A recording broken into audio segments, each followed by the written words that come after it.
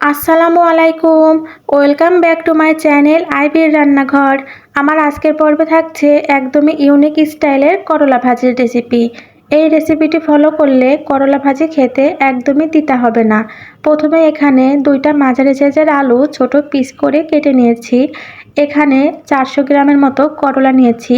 করলাগুলো গোল করে কেটে নিয়েছি। করলার মধ্যে যে বীজগুলো ছিল সব ফেলে দিয়েছি। আপনারা চাইলে রেখেও দিতে পারেন। এখানে 4টা বড় সাইজের পেঁয়াজ কুচি করে কেটে নিয়েছি। এই রেসিপিতে আরও লাগবে একটি ডিম। ডিমটা একটা বাটিতে ভেঙে নিয়েছি।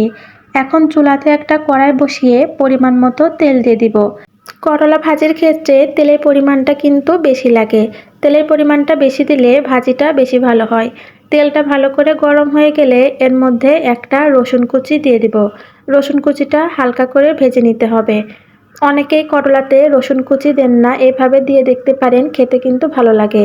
হালকা করে ভাজা হয়ে গেলে কেটে রাখা পেঁয়াজ মরিচ দিয়ে দিব। পেঁয়াজের পরিমাণটা বেশি দিলে করলা ভাজির টেস্টটা বেশি ভালো আসে। এর জন্য আমি 4টা বড় সাইজের পেঁয়াজ কুচি দিয়ে নিয়েছি। পেঁয়াজ রসুনগুলো ভালো করে ভেজে নিতে হবে।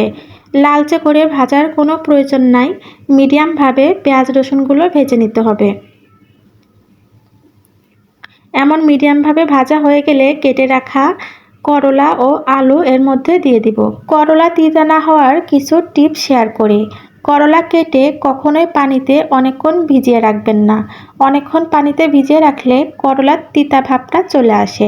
সবসময় চেষ্টা করবেন রান্নার সময় পানিতে ধুয়ে সাথে সাথে রান্না করে ফেলার।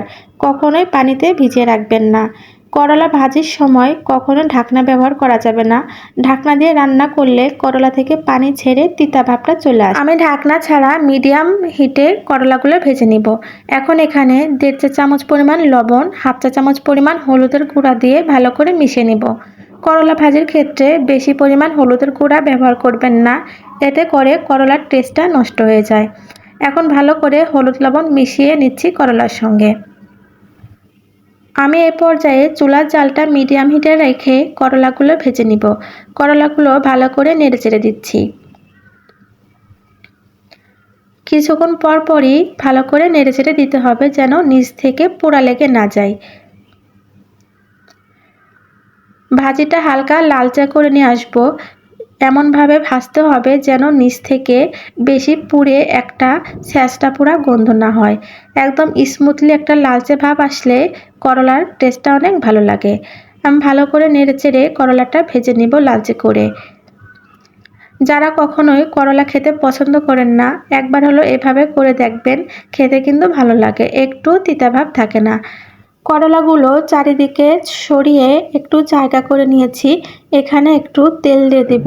তেলটা হালকা গরম করে এর মধ্যে ডিম দিয়ে দিব। এভাবে ডিম দিয়ে করলা ভাজি করলে খেতে কিন্তু অনেক ভালো লাগে।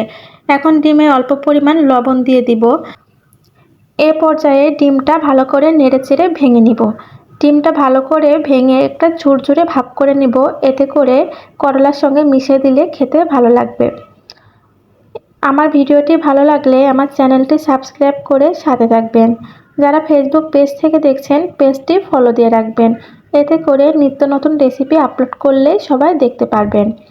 ডিমটা ভালো করে ভেঙে নিয়ে করলার সঙ্গে ভালো করে মিশিয়ে নিব। ডিম করলার সঙ্গে ভালো করে মিশিয়ে নিতে হবে। এ পর্যায়ে কিন্তু করলাটা আর বেশি ভাজা যাবে না। ভালো করে মিশিয়ে কয়েক সেকেন্ড মতো নেড়েচেড়ে চুলা থেকে নামিয়ে ফেলতে হবে।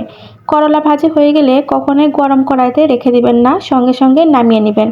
আমি একটা পাত্রে নামিয়ে পরিবেশন করে নিব। এখন গরম গরম ভাতের সঙ্গে খেতে কিন্তু খুবই মজা লাগে।